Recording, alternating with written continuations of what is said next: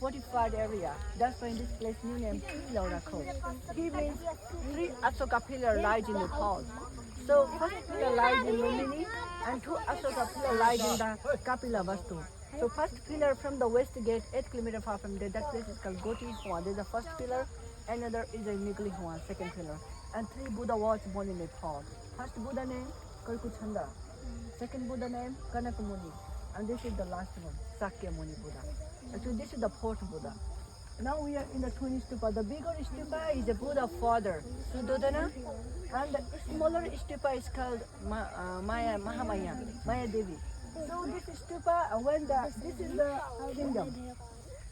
and this is the twin stupa. And that time the people who are die, who are passed away in the palace, and that time to take the body and behind the river to take fire. So that time one river is flow here. You just see. This is the twin stupa. This is the river. So river is a natural thing. So river is going like this,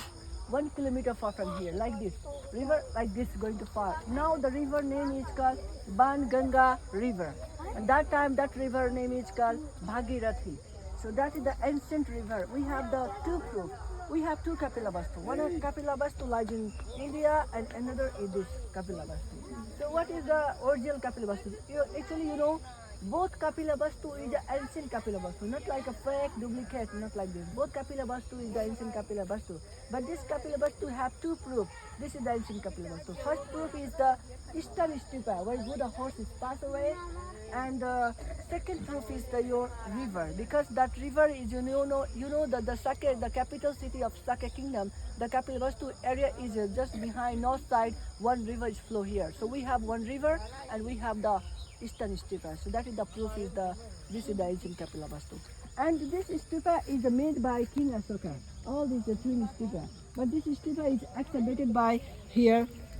Biki Rizal, Nepali archaeologists excavated in 1968 and they found the twin stupa. So the king and queen. And the first death Mahamaya, when Buddha was born in Lumbini, and after 7 days, Buddha mom was passed away. So her tomb relics is here. And second mother, Pajapati Gautami, that stupa is not found,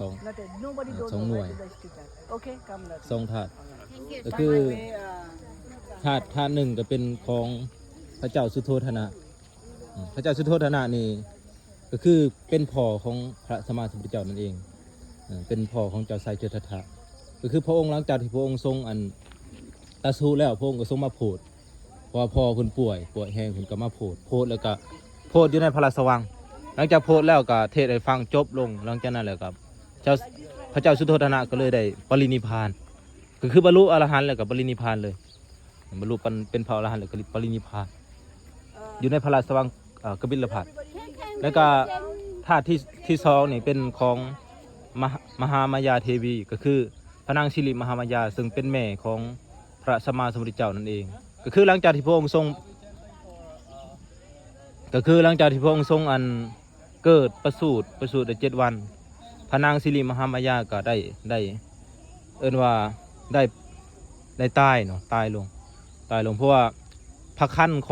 องพระโพธิสัตว์นี่บ่มีไผสามารถท่วมได้ก็คือผู้เป็นแม่ต้องตายเนาะต้องตายภายใน7วันหลังจากตายแล้วก็แม่ของเพิ่นก็ไปเกิดอยู่ในอันสวรรค์สัน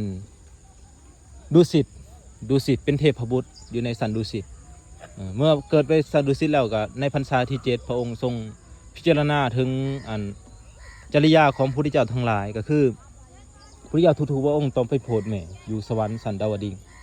พระองค์ก็ทรงขึ้นไปสวรรค์สันดาวดึงส์ในพรรษาที่7เพื่อไปโปรดแม่ด้วยอภิธรรม7คัมภีร์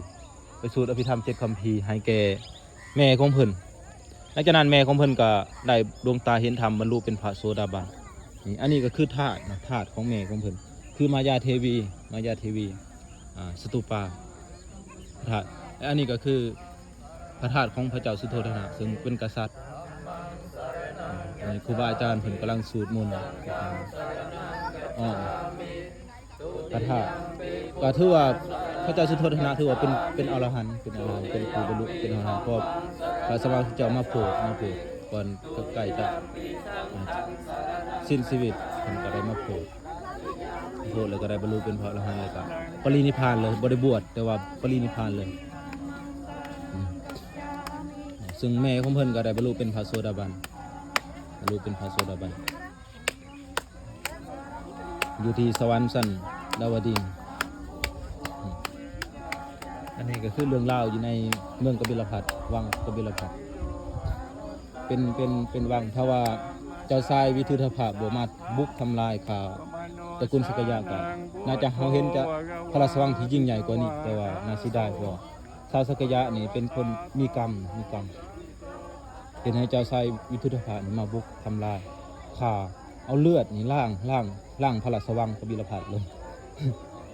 เฮ็ดให้ก็ตระกูลของพระพุทธเจ้าจิบหายไปบ่ส่วนทั้งหลายก็บางจำพวกก็ได้หนีไปไปลี้อยู่ในป่าในดง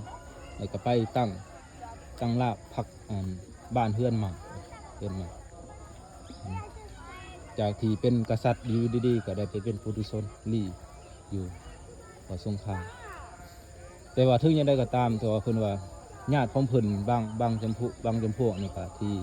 บ่ได้ตายก็ได้เพิ่นว่าได้ไปเอาพระธาตุหรือว่ากระดูกของพระสัมมาสัมพุทธเจ้านี่มาบรรจุไว้อยู่ในพระราชวังเป็นถาดไว้เป็นกอไว้แล้วก็ในปัจจุบันในปีประมาณปี 1,800 ก็ชาวอังกฤษเพิ่นก็ได้มาขุดค้นแล้วก็ได้เห็นพระธาตุขององค์สมเด็จพระสัมมาสัมพุทธเจ้าแล้วก็ได้ไปบรรจุอยู่ที่เดลี